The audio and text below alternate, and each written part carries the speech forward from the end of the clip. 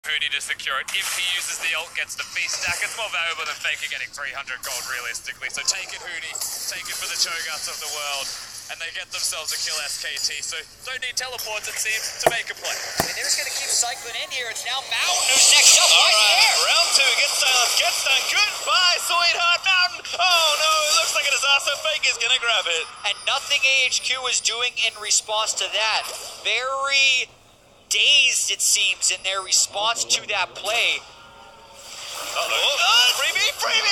Joey picks up Peanut in the brush. Everyone gets some gold in this game. It was a bit of a mistake from AHQ, but Joey gets a cheeky roam in to, pick up some slack. And Rusty, a surprisingly sloppy game from SKT so far. Like, these dives are nice, and this is what you expect from SKT. We're going to watch Ziv one more time here, try and survive, but Huni tanks it.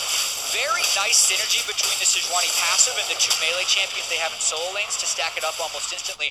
But then this next dive, also good, right? Mount sticks around, Faker goes in with Peanut. But what's interesting is no one decides to be a bro and tank Peanut out to safety when they're right here. He could have gone any number of routes out there, but he just walks into the brush. Faker could have probably walked up, taken a few hits for him and allowed him to escape, but they don't.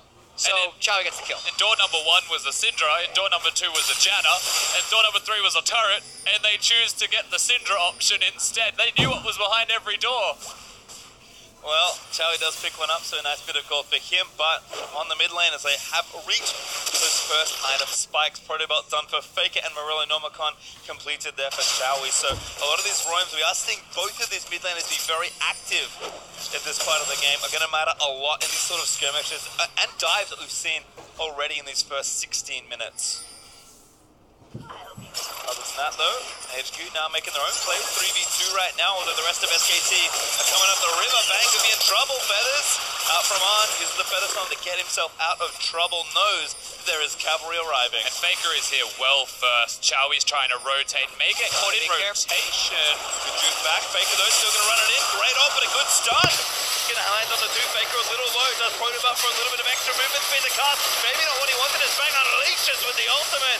AHQ forced to run away as Peanut. Wild Growth still tanky on the front line, but a stun. Finds 2, Faker getting clipped again. Mountain though, the one to pick up Peanut as Ziv. Another great TP. Huni flashes as a twisted event, connects back onto him. Arcane smash back into the team. Huni, he wants to feast on something, but he'll feast on death. Just another play turned around by AHQ. This Fizz pick not necessarily creating the pressure that SKT wanted it to when they're going for these kills. They're not converting quick enough, and then the fight is getting turned around. Ziv has had some amazing plays. And that's the big thing. Every time SKT makes a mistake, credit to Chowie for what it's worth as well. We'll see that, I've no doubt, in the replay. But they're getting a mid lane turret and a Herald because SKT aren't forcing for an objective. They're forcing for the sake of killing them, and that's backfiring, and then AHQ get the objective. Yeah, there are certain elements of this game that are classic SKT, and there are other elements in this game that are very confusing when you look at the nameplate. So, the thing that is classic SKT is how close the gold is. They always seem to do this where the game is falling right and they're still very close in gold. But this type of stuff, where they're committing onto Chowie, they're using all their ultimates for nothing, and then sticking around, right? They just missed both ultimates and didn't generate a kill, but they commit to the fight with the teleport instead of both hopping over the wall and running to safety. They go for more, but they don't get anything because they've now expended everything. AHQ gets to turn around on them with Ziv and his patience following Huni with the twisted advance. Yeah, and Chowie twice hitting clutch stuns. Yes, it was SKT overreaching, but Chowie still did it. The twisted advance, the ultimate out of Ziv as well, locking them up at the same time. Very well done from Ziv to have that flank, and all of these things are still fantastic from AHQ ultimately, but SKT, you're still looking at that gold. It's about to tick over, just still fairly close. Yeah, and it looks like SKT actually picked up the Cloud Drake, they picked up the turret on the bot side, so absolutely still in this game, and still have a late game Twitch loop. Well, AHQ will get themselves up a turret still, as Arn should be able to finish this one off with a bit of extra AD from Albus's Janna. So sitting under 1,000 gold up for AHQ, but certainly still up. But the objectives are getting close. AHQ are ahead in kills, but again, especially in this meta, you need a big lead to open up a mid game. As Bang gets done, no combo to follow. And this is one of those disheartening things to watch, seeing a gold lead so close when it feels like SKT have made such big mistakes, but AHQ won't know what the exact gold amount is, and it'll feel like for them that they have a substantial amount of momentum and that they're winning team fights. And for me, that's something that will still carry through for them. The concern is that SKT may still be strong enough to match the fight, but for AHQ, that's such a big positive. Yeah, and I also want to call out an anonymization choice. I really like the Executioner's calling from Bang, specifically against John. And Twitch can apply the Grievous Wounds to everyone, and that greatly diminishes the Monsoon healing that resets so many fights with this pick. So I like how quickly he's picked up, even before his Infinity Edge starts building. Yeah, and it's not the first time we've now seen Twitch as a pick against John. It seems to be the consistent trend at the moment that this is the best way to answer it, and I agree. Twitch with Ultimate and Executioner's calling smashes John's Monsoon. Well, we'll check back in with where we're at. Again, 80 carries building up strength. You hit on Twitch. Oh, look at Zaya as Arn. That's at the Essence Tree for finish. So, kept up in CS, I think, from a lot of that sidewave and turret action that just happened for AHQ. So, the goal is starting to, or the farm is starting to even up, excuse me. But, again, gonna have to look for these fights in SKT. Even with a champion like a Fizz, we'll still find some great team fights as Faker eats a big old stun from Chowie. Yeah, we've seen enough of Faker on Fizz to not count him out in any of these games. He'll weave his ultimate through some insane angles and find access to carries, and that's going to be the question here. We know On can use the ultimate to escape some of the burst, but Chowie can't. If he can get those ults onto Syndra, that'll be huge. Faker's found mounting, gets knocked up, almost knocked up Arm, but the stun lands in, and Zaya will tank it. SKT booking it out of here, though. But again, fighting for the purpose of getting a kill over Crux, which is just something that they were taking for free. Imagine if they lost that fight. Faker's got half health right now, and that's next to the Baron pit. It feels like they're fighting for control of Summoner's Rift more than anything else. And ultimately, it's an okay idea because it will give them a lot of pressure with a single pick. But this is the third time that it hasn't gone to plan. Bang opening up onto Chowie though, but Ziv behind means that Bang cannot overcommit to anything there. In fact, Ziv, despite being very far down in CS, did some great map-wide influence so far for AHQ. Some clutch teleports 2 times in a row now with the Rift Herald. He's going to go down mid. Must have been expiring because that outer turret's already dead, but AHQ may just root for a push. It's going to be hard to get a lot out of this one, especially when they don't have great control of the sides. They have probably just to charge, not much else, but they have Fizz and Cho'Gath cut off. Good damage. Mooney though. Oh, Faker also there. Going to spot him now with a sapling. Ziv. Let the Ultimate Rip if something bad were to happen. On a little far forward, trying to get damage onto the turret. AHQ though, decent damage, worth the Rift Herald usage, just a bit of extra pressure. Yeah, and it maybe was expiring, but a very good force to utilize it as best they could. Arn steps up and he can go forwards because he is the Zaya with the ultimate there. Sejuani was the one big threat for him because Faker and Huni were cut off, and that's the biggest win for AHQ ultimately. Yeah, and not counting AHQ out here when they are 1-1 in the group already. If they win this against SKT, moves into 2-1, and after the first week is over, they would guaranteed be tied for first in the group at least. So subbing in Chowie so far has paid off. He had that early lead on Faker in the laning phase, has carried it through, stuffing some of the engages when he's been the one caught out, getting some really big stunts. And one of the few mid laners to build the Banshee's Veil, yet another thing to guard against the Fizz. So we really are going to have to see whether or not SKT can make this Fizz pick work, because there's a very real reason why it's fallen off in the meta. We have all these games where you got these giant front laners, double tanks, sensor supports, and then 2 big damage dealers to try and burn through the tanks. Well, Fizz isn't going to burn through a tank. He's actually your throwback flanking assassin that has to now navigate that world through 2 tanks and also avoid the John. And get a Zaya who has the ultimate to deny the fish as well. So realistically, the Fizz pick is potentially just to try and, enforce a 1-3-1 type of strategy because he has the teleport there. Chowie doesn't have that. And so I'd say maybe that's what they start looking towards. He's rushing Lichbane second. Yeah, as much as we're talking about Chowie and On, if he catches Albus, it's probably enough to win the fight, because that limits the disengage that SKT would be able to have and breaks that protective force that so many of the carries have had. These supports are very pivotal in these compositions. I think there are 2 great things at work here for Faker. One, this does seem like a very difficult game for Fizz, and it doesn't surprise me that he feels up to the challenge, taking the counter pick here, but Faker made his name in his first ever World Championship, playing assassins and killing squishy supports. Yeah, and Pacer Time as much as you want to talk about it, the goal's still pretty much even. It's one Drake to one. It's a one turret advantage for AHQ, and SKT's ready. And that's the thing, we are really just waiting for this big breaking point in the game. Again, I'm sure the average game time for this world will be quite a bit slower than some others, and really teams that are just in good position. SKT still don't have the mid outer now with a 4-man seat are going to try and crack it open, and AHQ, no good responses. Mountain looks for the flank, can't find the angle. Yeah. What a pipe dream for Mountain, I think.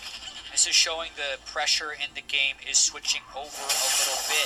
The fact that SKT just walked up and took what is probably the most important turret of the early game shows that they have the pressure and the weight manipulation to do that. The 1-3-1 with the double TP is starting to pay off here for SKT. Really threatening. Still good vision around the Baron as well. AHQ in a very predictable position for SKT to be navigating through. You can see the very cautious vision placed in certain areas. They know. Well, thankfully it's Amalkai that he face checks. Not a squishy, so AHQ will keep their top laner alive. Shawi steals the blue buff though. SKT again still getting his lanes pushed up. Huni is very far down towards that bot side.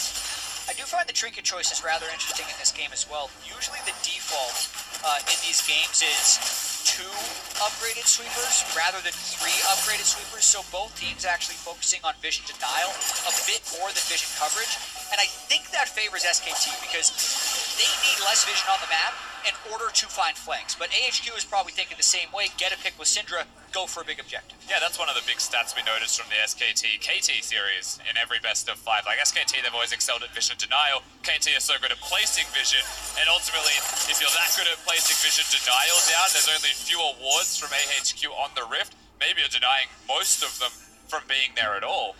It's about how effective can both of these teams be with the minimal vision they'll be placing and with the extra emphasis on that denial. Yep, that Cloud Drake though does give Huni a fizz stack, which is always worth it, and of course gives SKT their second Drake of this game. It sat there for a couple minutes. I think teams likely favoring the left side of the map more right now, but Inferno will be the next one to perhaps prompt some action. And again, it does feel like AHQ have been kind of very gently and subtly pushed up with all the pressure in these side lanes. Chowie though flashes out of the way.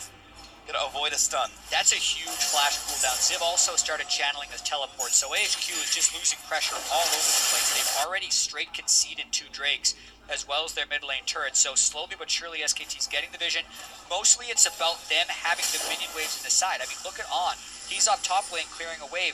There's nowhere for AHQ to actually be able to make a play here, and they're afraid of committing into a double TP because SKT always has their teleports in the side lane, so they have been doing a good job of regaining control of this match. Huni has been constantly controlling the bottom lane as well.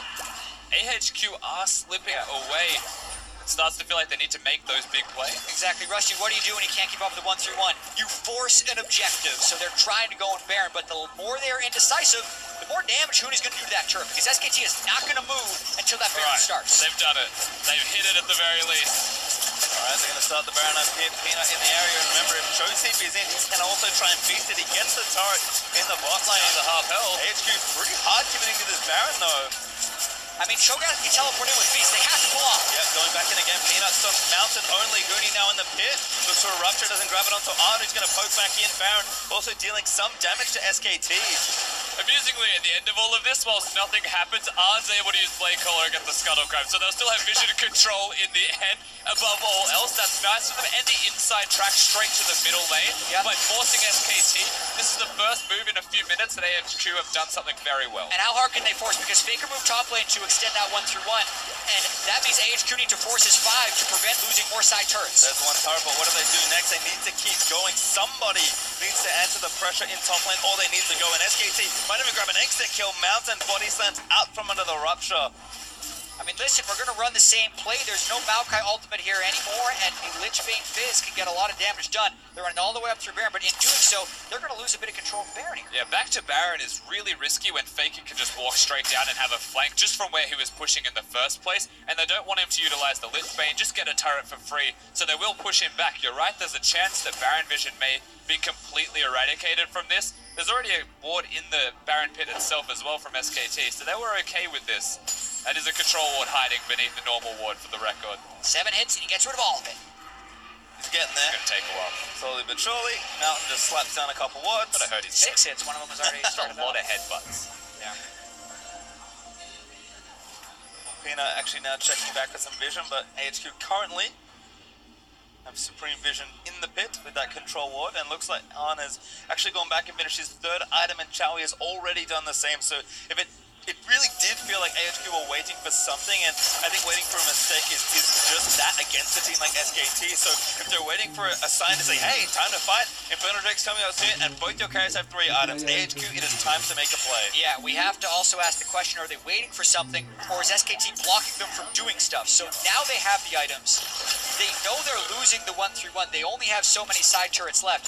They almost have to do something rather soon around the Baron pit, because they're keeping those side waves well in the territory of AHQ, and that's just going to give SKT more and more control until AHQ can force a play. Yeah, and you can see Huni once again back to the bottom lane, caught the wave where he is standing before it even hit the river. So you're absolutely right. The amount of control they've got on the bottom side of the rift is ridiculous. Maokai has to answer it, and now SKT get a bit of momentum because Ziv has answered it. Even though Huni doesn't have teleport, he's able to freely move around Summoner's Rift at the moment on the opposite side of the map. Yeah, that's the craziest thing to me. The fact that he pushed that wave that far off on the map without teleport means they have no fear of AHQ's ability to make a play at the moment, and he's showing once again when Ziv has the teleport advantage right now. He just needs to pull back to his base and HQ force.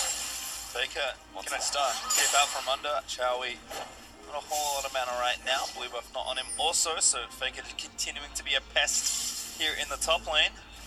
Also going to get harder as Faker moves towards his third item. Zonya's think he has enough gold now for it, but hasn't gone back to shop just yet. No need, given all the map pressure SKT are getting. Infernal up in 40 seconds or so, and again AHQ just keep being slowly pushed back towards their nexus. SKT do have to start selling off some of their auxiliary items to make sure they have enough control wards on the map, though. They have a refillable potion, a Dark Seal, and Relic Shield, which I actually think is a good item for the Twitch, but at least the Dark Seal and refillable potion should be control ward spots right now, as Vision is the utmost priority around Baron. It's tough to say, I think, exactly how AHQ operate as a team, but if we consider Westor being a player that is certainly known more for his responsibility in guiding the team, AHQ could use a little bit of guidance here as Faker just poking a Mountain. Mountain might try it, something here as Huni looking for Arn, good dodge out of the rupture, and Huni actually taking a decent amount of damage, but bang, he is being very patient. Mountain open, gonna get knocked up. There's the ult from Ziv. Lots of quite a few, but the stun from Chowie also good. AHQ reset with the redemption by Faker. He's looking for a flank. He actually on the red on the right now, but now actually going in onto Huni. Huni forced to flush out. How nonplussed is Faker with what everyone else is doing? They're trying to do this engage, and he just uses all his spells on red buff. He got it, and now he might flank him. That might actually pay off here. Save the ulti for later, perhaps. Faker still with a flank finds one at a time. Oh no! That's not it. Well, that has revealed himself. This is awkward. Yeah, still level 16 with blue buff. Infernal Drake up, all control on SKT's side.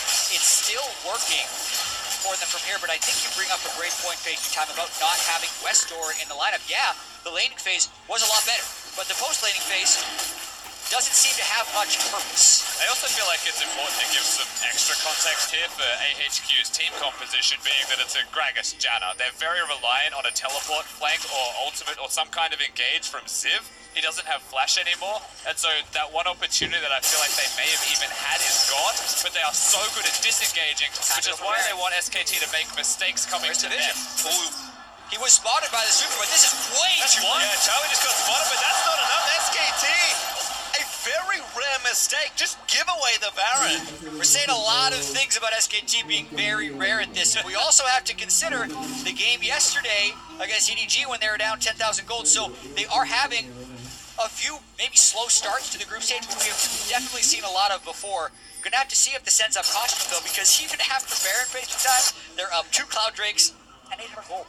Also grab the Infernal. Kind of that was a trade AHQ made, realizing again, just kind of symbolized a little reactive play from AHQ. Okay, they're on the right side of the map. Finally, it's time to walk over to Baron and give it a go. They do grab it, but Baron is a buff that rewards you for being proactive, so AHQ, that's what they need to do with this. And Baron minions are only empowered when someone is next to them. So unless they can break this stranglehold that SKT has on the map, they're not going to get to a turret with Baron empowered minions. So see if SKT disrupts this push in any way. Here comes Faker. I feel like they're just stuck mid lane right now, AHQ. They finally broke top. It'll be a slow push or slow process, but most of their work and efforts just has to be around the middle lane itself. Bang is about to reveal himself. He's going to show bot, and Mountain has flash. They're going on Huni at least. Ziv on the right to score. He wants in. Wolf though dead. Starts trying to protect him. Wolf can maybe move him up. It's Faker. He's going to eat the root. Fish though lands it onto Armor. He's got the feather stump. Does force at the last second. Huni, he's going to get knocked back in. He's so tanky on the choker for Peanut. He's zoned out of the fight. SKT's carried. Can't get in. Bang, where are you? He's on his way now. Bang channeled a full recall from the wave after killing the wave and made it back as Huni, a Gargoyle, Stone Plate, Lulu, Shield, Heal survives. Remarkable that they're still alive. Well, AHQ still pushing in. Peanut looking for a flank here, but Ziv gonna block most ult attempts, you have to think.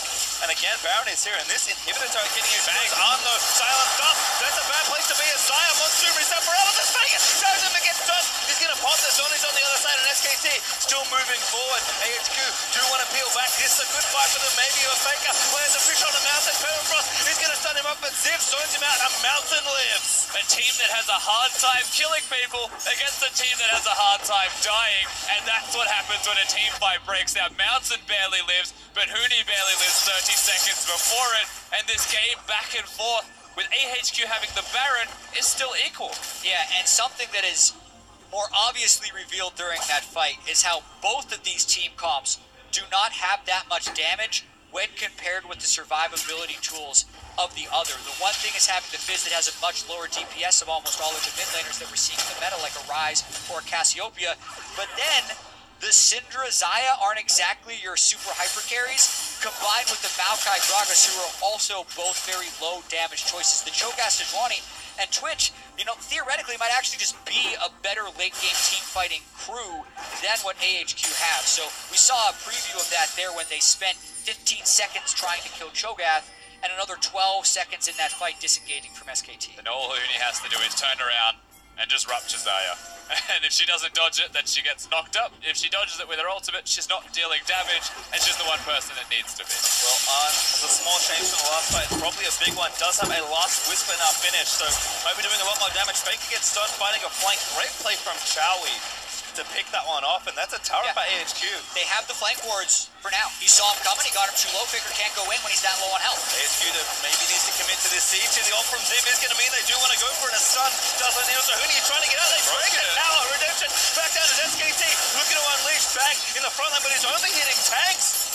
Faker has to sift, but he has to throw it, and AHQ get away with that. That might just be it for the moment. The turret's gone, but AHQ are protecting their flanks, and then they're pushing in. Yeah, and Bang is super patient with his ultimate. If AHQ does go too far in, Bang's going to open up. Faker also has flank. Albus, I think, also trying to block it. He only got Mountain. He wants it on, but the damage is good. Faker back in Ziv. Now going to peel the Fizz up after he troll balls. Chowie lands on a challenge for a Peanut. Oh my God, face on for about 50% of his health, and now Faker going to dive back in. Immutes the ult from Chowie. Faker so good at this game. That's the team fight that they're thinking about. They did just get the one carry, but the question is, what do you do after? They're chasing down Ziv. Well, Ziv is going to have a lot of CC to contend with. A TP in from Faker as well. Gonna try and collect this, kill Ziv, gonna knock him back, but he eats barely, not a rupture as Faker dives back in. Burst is good, and see you later, Ziv. Eventually, rupture lands, Faker grabs it, and SKT find themselves a fight. You hate to say it, but he should have died sooner, because that chase was lasting a long time, and the Elder Dragon time is now delayed 10 seconds with the Maokai, which means SKT could force that for sure, and it'll be a highly empowered Elder Dragon. Yeah, certainly the case. AHQ will have to recall right now. Chowie's lucky to be not spotted as Peanut. They're pushing mid lane, but Bang is bottom, so they might get the one turret. Again, not the priority for them. They want to actually set up for the objective, it seems. Maybe get some big item spikes. Yeah, it's now 11 beast stacks on show. That's one of the reasons it's important to make sure you're feasting the Drake every time your team gets it, plus get the champion kill. Doing a strong job of being a very big show in this fight. Speaking of champion kills from a Cho'Gath as well, my God, the amount of damage that he does when he finally gets on. The MVP is more the Sejuani in the silence above all else. There is no way to protect himself from that because he was silenced. Huni destroyed him. Yeah, Albus did his best to try and save with ultimate, but not to be. And then, yeah, Chowie cannot use that spell until he sees Faker use the pull. Otherwise, he will react every time. It's HQ forcing SKT was in position. Very big play here. Peanut maybe looking for the steal. Try steal. Also getting it. Somebody to get the Drake. Big stun there. Lands it onto Arden. Getting goes back to Peanut. Peanut got the other Drake. Fish lands in, but up. Immune to it. Oh my God. Hurting so much damage onto Arden, but he's maybe going to knife. A double kill for Bang. Shall we get a dive down as well? SKT get it all. Exactly the fight they wanted. They get AHQ spread out. Faker finally is unleashed on the backline, and Huni did work that fight. All eyes were on the Elder Dragon. Huni says, well, if everyone's dead, it actually doesn't matter that much who gets it. Peanut gets it anyway, and now SKT's gonna push to win. And he pretty much kills them by being a tank. Compliments of the Elder Dragon buff. SKT need that one moment, and they can take everything with it. Well, Inhibitor turret down, Inhibitor gonna follow, and SKT will charge forward and move to first in this group. Nexus turret number 1 is going to fall. AHQ will barely make it back and likely will not respawn as SKT just turn their base into dust. Once again, undefeated here in the group. Yeah, when you look at this at the end of the week, you'll see SKT 3-0. Assume no surprises, but this was quite a journey for SKT to make it to 3-0. The 10,000 gold deficit they had against EDG yesterday, and the 39-minute game against AHQ here, which is longer than many people expected. But at the end of the day, they knew they'd outscale and outperform the late-game team fights, and AHQ was without a purpose for much of that mid to late game, so another win for SKT. And we did see moments, that's always the takeaway. AHQ had moments of brilliance as well with their composition coming into play, with individual play from players like Ziv. Mountain's early jungling, when Peanut pressured him, he was composed, he reacted nicely. There was a lot of other things we could take away from this, even though SKT ended up with the victory. It just felt like, you're right, the mid-game against the Korean team started to become a little bit too difficult. A few hiccups along the way perhaps, but SKT come out victorious, and in the end, that's what this team cares about. They are so good at winning. They'll continue to do it here in the early stages of the World's Group Stage. Certainly a fun one though, and of all the things I thought were going to happen with that team cup, I didn't expect the Cho'Gath to be the key piece that unraveled the game. And it was a clutch play from him as well, with the big flash forwards, the silence in the stone plate, outplaying everybody with his amazing buttons that he can press. I just wanted to show up the Syndra. Yeah, I mean, also, Huni had a rough games 1 and 2. He had 4 isolated deaths in those 2 games, despite them having the 2 victories, tied for the second most in the tournament coming into today. And in this game, right, was probably the main contributor in these team fights. Absolutely unkillable with the help of the Lulu Shields, and then just killed the enemy carries. Well, certainly looking good there, but for more on SKT's win, let's send it over to Dash and the analysts.